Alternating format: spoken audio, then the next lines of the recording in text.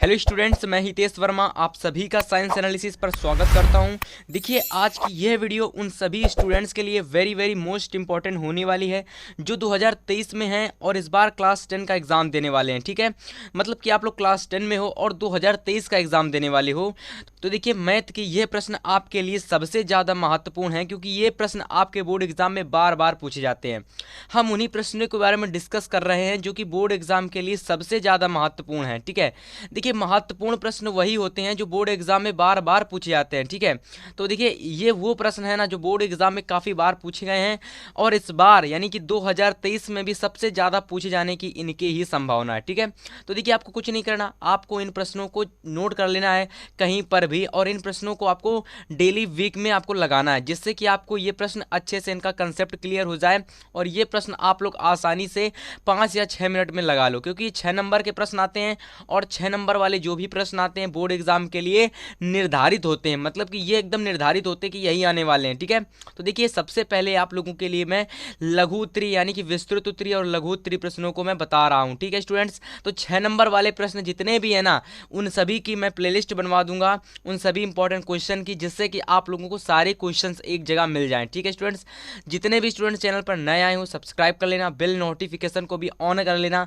जिससे कि आने वाली हर एक वीडियोस की नोटिफिकेशन आप तक तुरंत पहुंच सके। ठीक है, देखिए आज की ये वीडियो में हम लोग देखेंगे 3 ऐसे क्वेश्चन जिनको अगर आप तैयार करके जाते हो, ठीक, क्योंकि मैं देखता हूं कि बहुत सारे ऐसे स्टूडेंट्स होते हैं जो इन प्रश्नों को नहीं लगा पाते हैं। ठीक है, लेकिन आप लोगों को ये प्रश्न बहुत अच्छे से समझ में आएंगे। ठीक है, देखिए आइए पहला क्वेश्चन देख लेते हैं हम लोग। ये क्वेश्चन, ये सारे ही क्वेश्चन इंपॉर्टेंट है। ठीक है, तो देखिए सबसे पहले हम पहले क्वेश्चन को पढ़ेंगे।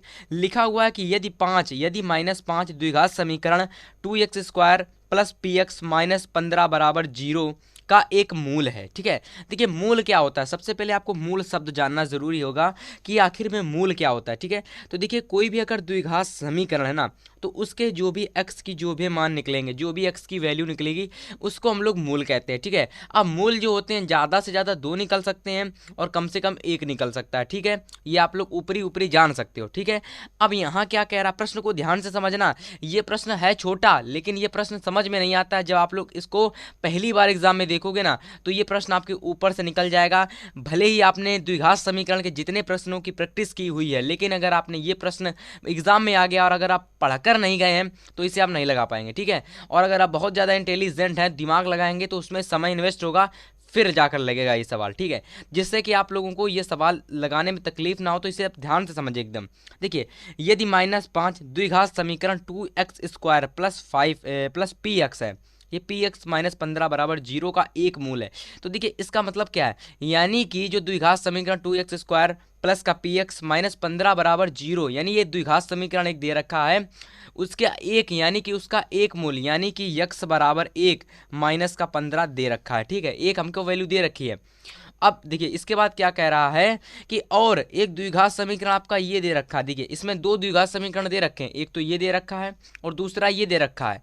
अब दोनों ही कंडीशन अलग अलग बता रहे हैं कि देखिए पहला वाला क्या कह रहा था कि इसका -5 एक मूल, दूसरा वाला कह रहा है कि द्विघात समीकरण जो दूसरा है इसके समान मूल है, यानी इसके जो मूल हैं वो समान है। अब देखिए समान मूल के लिए क्या होता है, जब भी आप कभी के मतलब कि जब भी प्रश्न में अगर आ जाए समान मूल यानी कि किसी भी द्विघात समीकरण के अगर मूल समान हैं तो देखिए उसमें होता क्या है, उसमें ये होता है कि जो d होता है ना d, अब d क्या होता है मैं आपको बताऊंगा। d आपका होता है विविक्त कर, d क्या होता है विविक्त कर। ठीक है, d होता है विविक्त कर, तो ये होता है 0 के बराबर में। तो मतलब कि क्या कहना चाह रहा हूँ कि जब मूल समान होंगे तो d जो आपका होगा 0 के बराबर होगा। अब जो d का जो मान होता है, d का मान वो होता है b² माइनस का 4ac बराबर में 0।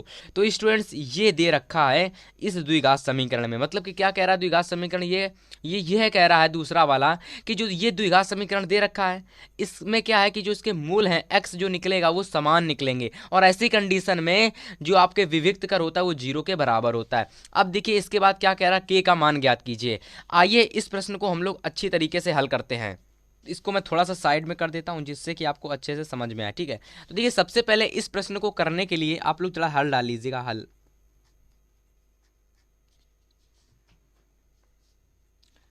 देखिए सबसे पहले इस प्रश्न को करने के लिए आपको क्या करना है, देखिए सबसे पहले आपको जो भी समीकरण दे रखा है उसको मान लो। तो देखिए पहला समीकरण आपका है 2x² प्लस का px माइनस का 15 बराबर में 0। इसको हम समीकरण नंबर 1 मान लेते हैं, ठीक है, इसको हम समीकरण नंबर 1 मान लेते हैं। दूसरा वाला देखिए, दूसरा समीकरण क्या दे रखा है, पी एक्स स्क्वायर प्लस का एक्स और प्लस का के बराबर में 0, इसको हम समीकरण 2 मान लेते हैं, ठीक है। अब देखिए समीकरण 1 में क्या दे रखा है, समीकरण 1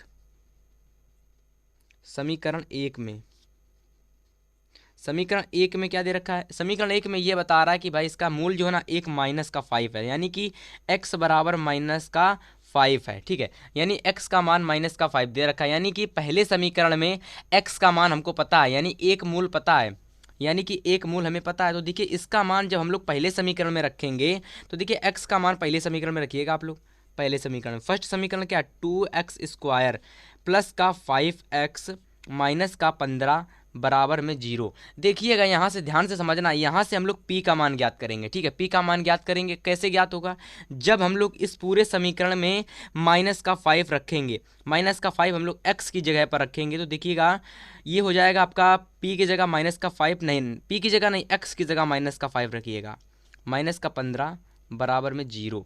अब इस प्रश्न को आप लोग हल कर लीजिएगा अच्छे से, ठीक है, इस द्विघात समीकरण को।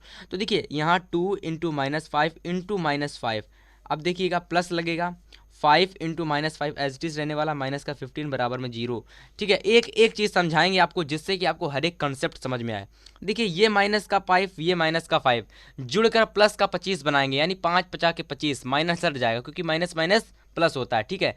तो देखिए यहाँ पर 25 दुना के 50 हो जाएगा, प्लस का नहीं माइनस। अब देखिए इसका जब p का मल्टीप्लाई माइनस 5 से करेंगे तो ये माइनस का 5p आएगा, माइनस का 15 बराबर में 0। और अगर आप यहाँ से ध्यान से देखें ना, ध्यान समझना एकदम, यहाँ से अगर मैं 5 कॉमन ले लूँ तो देखिए 10 माइनस का 10 माइनस का p, क्योंकि 5 एकम 5 होता है और 5 3 15 बराबर में 0।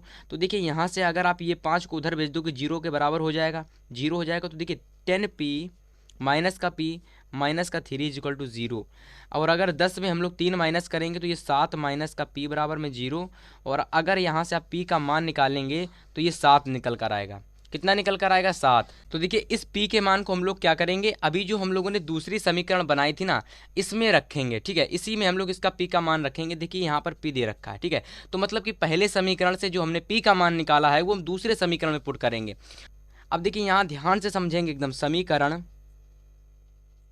2 से, समीकरण 2 क्या दे रखी थी, समीकरण जो हमारी 2 दे रखी थी वो आपकी थी p और ब्रैकेट में एक्स स्क्वायर प्लस का x प्लस का k इज इक्वल टू 0। ये हमारी समीकरण 2 दे रखी थी, ठीक है। अब देखिए समीकरण में 2 में आप लोग p का मल्टीप्लाई करो तो देखिए पी एक्स स्क्वायर प्लस का px प्लस का k इज इक्वल टू 0, ये आ जाएगा, ठीक है। अब देखिए क्या करेंगे, जहाँ जहाँ पर p है वहाँ पर हम 7 रखेंगे। ध्यान से समझना एकदम, प्रश्न आपको बहुत ही अच्छे से समझ में आएगा। चलिए रखते हैं p का मान 7, रख दिया, 7x स्क्वायर हो जाएगा प्लस का 7x हो जाएगा और प्लस का k इज इक्वल टू 0 हो जाएगा, ठीक है। अब देखिए ये यहाँ से एक द्विघात समीकरण बनकर रेडी हो गई। ये द्विघात समीकरण अगर आपको लग रही ना तो द्विघात समीकरण ही है। अब देखिए इस द्विघात समीकरण की सहायता से इसको हम लोग समीकरण 3 मान लेते हैं, इसको हम समीकरण 3 मान लेते हैं, ठीक है, समीकरण 3। तो देखिए समीकरण 3 से, समीकरण 3 से देखिए समीकरण 3 से हम लोग क्या करेंगे, a बराबर कितना निकालेंगे, यहाँ से a b c के मान को निकाल लेंगे, ठीक है। क्योंकि मैंने आप लोगों को बताया था कि जो आप लोगों का d होता है उसमें जो d का मान होता है b स्क्वायर माइनस का 4ac बराबर में 0 होता है। तो देखिए हमको b का मान, a का मान और c का मान प्राप्त होगा, तभी हम b का जो आपके p का तभी हम लोग k का मान निकाल पाएंगे, ठीक है स्टूडेंट्स। आइए सबसे पहले हम लोग a का मान देखेंगे, 7 आएगा यहाँ से, और अगर हम b का मान देखेंगे तो ये भी 7 आएगा, और अगर हम c का मान देखें तो ये k आएगा, और k का मान ही हम लोगों को ज्ञात करना है, ठीक है। प्रश्न में हमसे k का मान ही पूछ रहा है। अब देखिए प्रश्नानुसार डालेंगे आप लोग, प्रश्नानुसार मतलब क्या होता है, प्रश्नानुसार समीकरण 2 से, समीकरण 3 से, या फिर कह सकते समीकरण 2 से प्रश्नानुसार समीकरण 2 से। समीकरण 2 आपकी क्या कह रही थी कि जो विविक्त कर है ना, जो d है ना, d वो बराबर में 0 है, ठीक है, d बराबर में 0 है, तो मतलब कि b स्क्वायर माइनस का 4ac बराबर में 0 होगा। समझ में आ गया, क्योंकि समीकरण 2 साफ साफ कह रही है कि उसके जो मूल है ना वो समान है। समीकरण दूसरी क्या कह रही साफ साफ की, जो ये दे रखी समीकरण इसके समान मूल रखता है, यानी कि इसके मूल समान है। अब जब भी कोई समीकरण, जब भी कोई द्विघात समीकरण समान मूल रखेगी ना, तो उसमें डी का जो मान होगा, जो डी की वैल्यू होगी वो 0 के बराबर होती है। ठीक है, अब आपको मैं बता दूं, यदि आपकी डी की वैल्यू 0 से बड़ी है, यानी 0 से बड़ी है, तो उस कंडीशन में जो आपके मूल होंगे ना, जो आपके मूल होंगे वो कैसे होंगे, वास्तविक होंगे। समझ में आ गया, वास्तविक होंगे लेकिन समान नहीं होंगे। देखिए ये बातें होंगी आगे मैं चर्चा करूंगा, जब मैं आपको वन शॉट वीडियो लाऊंगा द्विघात समीकरण का, तो सारी जानकारी आपको मैं बताऊंगा। सबसे पहले इस प्रश्न पर फोकस करते हैं। बी का मान यहाँ रखेंगे आप लोग, बी का मान, तो देखिए बी का स्क्वायर हो जाएगा, यानी 7 का स्क्वायर माइनस का 7, नहीं माइनस का 4। अब ए का मान कितना दे रखा है, 7 दे रखा है। सी का मान कितना दे रखा है, के दे रखा है, तो के बराबर में 0। आगे अगर आप इसको और सॉल्व करेंगे तो देखिए 7 सते 49 हो जाता है, माइनस का 7 चौक 28 के बराबर में 0। अगर आप यहाँ से 7 का कॉमन ले लेंगे तो देखिए 7 सते 49, 7 चौक 28, यानी कि 4 माइनस का 4 के बराबर में 0। इस 7 को इधर ले जाओ तो 0 से मल्टीप्लाई होगा, 0 हो जाएगा। तो ये आपका यहाँ से आ जाएगा 7 माइनस का 4 के इज इक्वल टू 0। यहाँ से अगर आप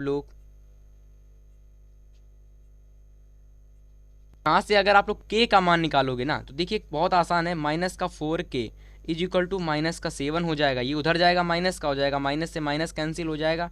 अगर आप यहाँ से के का मान निकालोगे तो 7/4 निकल के आएगा। ठीक है, तो देखिए ये आंसर आएगा आपका किसका, के का, यानी कि जो के का मान निकल के आएगा वो 7/4 निकल आएगा। ठीक है, तो आप लोग इस प्रकार से इस प्रश्न को हल कर सकते हो। ठीक है, थोड़ा सा इस प्रश्न को मैं एनालिसिस करके बता देता हूं कि जब भी अगर आपको प्रश्न बोर्ड में आए कि अगर देखिए इस पैटर्न का प्रश्न आए और उसमें अगर आपसे कह दे कि जो मूल दे रखे हैं ना वो समान है, अगर कह दे कि मूल समान है तो वहां पर डी का मान 0 के बराबर होता है, और डी का मान आप लोग जानते हो बी स्क्वायर माइनस का 4ac होता है। तो मतलब कि बी स्क्वायर माइनस का 4ac बराबर 0। वहां से हमको क्या करना है, जो भी समीकरण है उसमें से ए की वैल्यू ज्ञात करेंगे, बी की वैल्यू ज्ञात करेंगे, सी की वैल्यू ज्ञात करेंगे। सारी वैल्यू ज्ञात करने के बाद इस समीकरण में पुट कर देंगे, जो भी के बी क्यू किसी का भी मान पूछना होगा आपका निकल के आ जाएगा। के का मान पूछ रहा था, समीकरण 1 से हम लोगों ने पी का मान निकाला, इसमें पुट किया, यहाँ से हम लोगों ने के का मान आसानी से बी स्क्वायर माइनस का 4ac की सहायता से निकाल लिया। ठीक है, प्रश्न में कुछ नहीं था, प्रश्न बहुत आसान था, और बोर्ड में प्रश्न ये 2020 और 2019 में पूछा गया है, इसलिए बहुत ही ज़्यादा इंपॉर्टेंट क्वेश्चन है। प्रश्न की प्रैक्टिस जरूर से करके जाना। ठीक है, इसको लगाना 2 से 3 बार, आपको जरूर समझ में आएगा। ठीक है, कम से कम 2 से 3 बार लगाना, पक्का समझ में आएगा। ठीक है, आगे अगला क्वेश्चन देख लो। अगला देखिए, अगला जो क्वेश्चन टाइप है ना, ये मैं आपको आने वाली वीडियो यानी कि अगली वीडियो में, जो मैंने इससे पहले वीडियो बनाई थी उसमें मैं ये प्रश्न आपको करवा चुका था। ठीक है, ये वेरी वेरी मोस्ट इंपॉर्टेंट प्रश्न है, इनको जरूर से तैयार करके जाना। ये दोनों प्रश्न आपको इसी पैटर्न के कई सारे प्रश्न देखने को मिलेंगे, कई सारे नहीं, मतलब एक प्रश्न 100% देखने को मिलेगा, ये मेरी गारंटी आपसे है। चाहे आप प्री बोर्ड एग्जाम दें या हाफ ईयरली दें या फिर बोर्ड दें, इस पैटर्न का एक प्रश्न जरूर आएगा। अब देखिए, अगर आपके बोर्ड एग्जाम में इस पैटर्न का प्रश्न आता है तो आप उसे कैसे सॉल्व करेंगे, आइए इस पर चर्चा करेंगे। तो देखिए, पहला क्वेश्चन तो मैं आपको बता चुका हूं, अगर आपको ये समझना है तो इसके लिए आपको अगली वीडियो देखना होगा। ठीक है, इस वीडियो को देखने के बाद आप उस वीडियो को देख सकते हो। देखिए, अगर आपके पेपर में जब भी ऐसा प्रश्न आए तो सबसे पहले उस प्रश्न को आपको ध्यान से समझना है। प्रश्न किस प्रकार का है, देखिए प्रश्न में अगर केवल और केवल x की वैल्यू दी गई है, y की वैल्यू नहीं है, तो आपको समझ जाना ये द्विघात समीकरण का प्रश्न है। अब इस प्रश्न में एक और चीज आपको देखनी है, अंश और भिन्न, यानी कि अंश और हर, यानी कि ये जो आपका दे रखा है ये आपका हर है, और ये जो आपका दे रखा है ये आपका अंश है। ठीक है, तो आपको अंश और हर को देखना है। यदि अंश और हर दो भिन्नों के समान हैं, यदि इसका देखिए अगर आप देखेंगे तो देखिए 2x - 1 x + 3 2x - 1, यानी कि उलट दिए गए हैं, पलट दिए गए हैं, लेकिन समान हैं। जो चीज़ यहाँ पर है वो चीज़ यहाँ पर है, जो चीज़ यहाँ पर है वो चीज़ वहाँ पर है, तो मतलब कि समान है लेकिन पलट दिए गए हैं। ऐसी कंडीशन में आप लोगों को इस पूरे भिन्न को कुछ ना कुछ मान लेना होता है। इसको आप लोग p मान सकते हो, q मान सकते हो, v मान सकते हो, u मान सकते हो, z मान सकते हो और कुछ भी मान सकते हो। और जो समीकरण पलट यानी कि जो भिन्न पलटी हुई है, आप देखेंगे जो इसका अंश था ना वो इसका हर बन चुका है, जो इसका हर था वो इसका अंश बन चुका है। तो मतलब कि अगर मैं इसको p मानूंगा तो देखिए इसको मुझे 1/p मानना होगा, ठीक है। सेम उसी प्रकार का ये पेपर क्वेश्चन था। इसमें देखिए x माइनस का 2 यहाँ है, x माइनस का 2 नीचे आ गया। इसको मैंने अगले वाले प्रश्न में इसको मैंने p माना था, अब इसको मैं 1/p मान लिया था मैंने, ठीक है। तो देखिए सेम उसी पैटर्न का ये क्वेश्चन भी है, ठीक है। आप लोग p की जगह q मान सकते हो, z मान सकते हो, u मान सकते हो, कुछ भी मान सकते हो, ठीक है। आइए देरी ना करते जल्दी से इस प्रश्न को हम लोग सॉल्व करते हैं। तो देखिए सबसे पहले प्रश्न का हल डालिए, हल। आइए प्रश्न को हम लोग हल करते हैं। देखिए सबसे पहले आपको जो भी समीकरण है उसको लिख लेना है, ठीक है। तो समीकरण है 2x माइनस का 1 अपॉन में x प्लस का 3, ठीक है, माइनस का 3 x plus 3 upon 2x minus का 1 बराबर में 5, ठीक है। इतना समीकरण दे रखा है और इसमें यह भी दे रखा है कि जो x की वैल्यू है -3 नहीं हो सकती और माइनस की 1/2 नहीं हो सकती, इसके अलावा कुछ भी हो सकती है।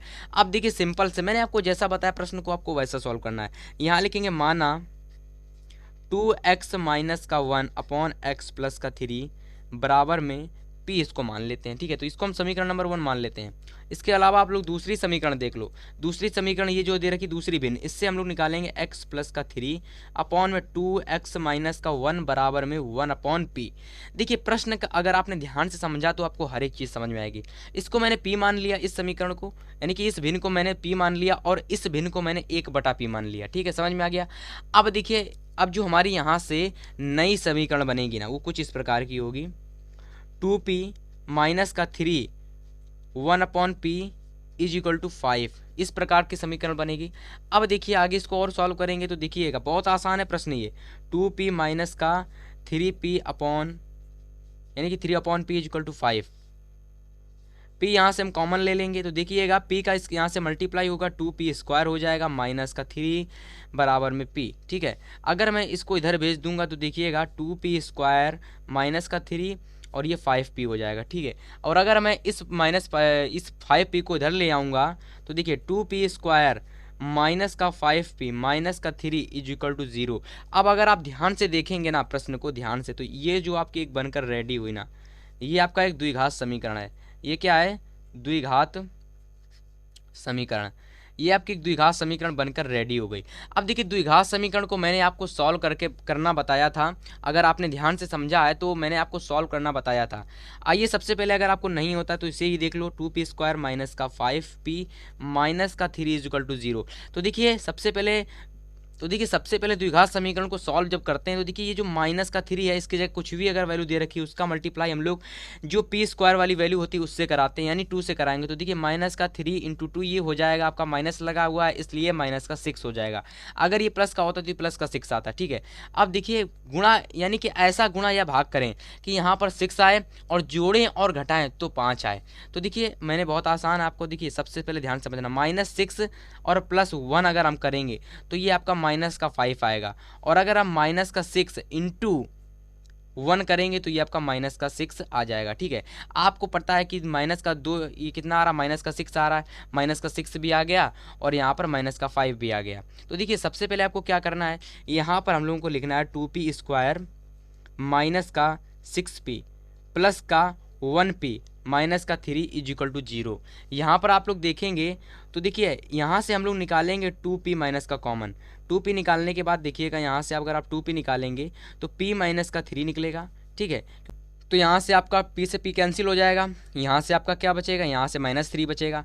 आगे यहाँ देखिए आप लोग प्लस p आगे देखिए यहाँ से आप लोग +1 कॉमन लेंगे तो ये आपका आ जाएगा p माइनस का 3 इज इक्वल टू 0। जो संख्या समान है उसको, जो घात समान है उसको यहाँ पर लिख लो, ये घात समान है इसको यहाँ लिख लो सबसे पहले p माइनस का 3, इसके बाद जो भी बची है उसको एक ब्रैकेट में लिख लो 2p प्लस का 1, ठीक है। यहाँ से हम लोग p का मान निकालेंगे, यहाँ से p के 2 मान निकल के आएंगे। देखिए सबसे पहले 0 के बराबर लिख दो। अब देखिए यहाँ से आपके p के 2 मान निकल कर आएंगे, ठीक है। सबसे पहले p माइनस का 3 is equal to 0, 2p plus 1 is equal to 0। यहाँ से अगर आप p का मान निकालेंगे तो ये माइनस का 1/2 निकलेगा, ठीक है। और यहाँ से अगर आप p का मान निकालेंगे तो ये आपका निकलेगा प्लस का 3, ये आपका निकला माइनस का 1/2, ये आपका निकला प्लस का 3। अब देखिए प्लस का जो आपका 3 निकल के आया है, ये माइनस का 1/2 निकल कर आया है। इसको हम समीकरण नंबर 1 में रख देंगे। किसमें? समीकरण नंबर 1 में। तो देखिए यहाँ से लिखेंगे समीकरण 1 में p के मान रखने पर, जब हम लोग p के मान रखेंगे ना तब हमको x का मान ज्ञात होगा। तो देखिए हम लोगों ने शुरुआत में मान रखा था कि 2x माइनस का 1 अपॉन x प्लस का 3 बराबर में p है। ठीक है, तो देखिएगा दो समीकरण है तो दो मानेंगे हम लोग, 2x माइनस का 1 x प्लस का 3, क्योंकि p के दो मान है ना, तो p के दो मानों के लिए यहाँ पर हम लोग सेटिस्फाई करेंगे। ठीक है, सबसे पहले यहाँ पर हम लोग देखेंगे 2x माइनस का 1 x प्लस 3 बराबर में 3। अब 2x माइनस का 1 x प्लस 3 बराबर में माइनस का 1/2। दोनों ही कंडीशन सेटिस्फाई होंगी, आपको मैं यहाँ पर दिखाना चाहूँगा। ठीक है, अब दोनों ही कंडीशन में x का क्या मान निकलेगा आप लोग देखते रहिएगा। ठीक है, सबसे पहले देखेंगे पहले वाले में बराबर में 3, इसका मल्टीप्लाई इधर करो तो देखिएगा 2x माइनस का 1 बराबर में ये हो जाएगा 3x प्लस का 9। आप देखेंगे तो देखिए यहाँ से 3x माइनस का 2x हो जाएगा, ये माइनस का 1 उधर आ जाएगा, माइनस का 9, तो ये देखिए ये प्लस का 9 इधर आएगा, माइनस का 9 हो जाएगा, माइनस का 1 पहले से ही था, तो ये माइनस का 10 बराबर में ये x आ गया। ठीक है, यानी कि एक x की जो वैल्यू निकल कर आई वो आपकी आ गई माइनस की 10। ठीक है, एक x की वैल्यू माइनस की 10 आई। दूसरी अगर आप देखेंगे तो देखिए दे रखी थी 2x माइनस का 1 upon x plus 3 is equal to minus का 1/2। आइए इसको सॉल्व करते हैं। देखिए इसका मल्टीप्लाई इधर, इसका मल्टीप्लाई इधर, उधर मल्टीप्लाई होगा तो 2 दुना के 4 x माइनस का 2 हो जाएगा। और यहाँ पर जब आप लोग x का मल्टीप्लाई माइनस से 1 से करोगे तो ये माइनस का 1 हो जाएगा। उसी प्रकार से प्लस 3 का जब मल्टीप्लाई -1 से करोगे तो ये भी माइनस का 3 हो जाएगा। ठीक है, आप इसे आगे सॉल्व करेंगे तो देखिए ये माइनस का x इधर आएगा तो ये आपका हो जाएगा 5x हो जाएगा। ठीक है, और देखिए ये माइनस का 2 उधर जाएगा तो देखिए माइनस का 2 प्लस का 2 हो जाएगा बराबर में माइनस का 1।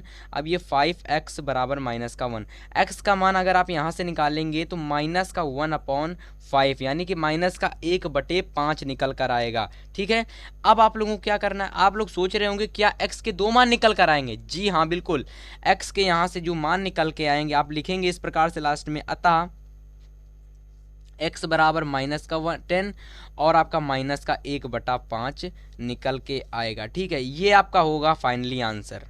ठीक है, तो देखिए हम लोगों को एक समीकरण दे रखी थी, बाकायदा एक समीकरण दे रखी थी। इस समीकरण में दे रखा था कि -3 नहीं निकलेगा, माइनस का 1/2 नहीं निकलेगा, और वही चीज़ हुई। तो स्टूडेंट्स अगर आपको ये वीडियो पसंद आई हो लाइक करना इस वीडियो को, और अपने हर एक फ्रेंड्स के साथ वीडियो को शेयर करना। हम मिलेंगे आपसे नेक्स्ट वीडियो में एक और धमाकेदार वीडियो के साथ। तब तक के लिए पढ़ते रहिएगा, मचाते रहिएगा।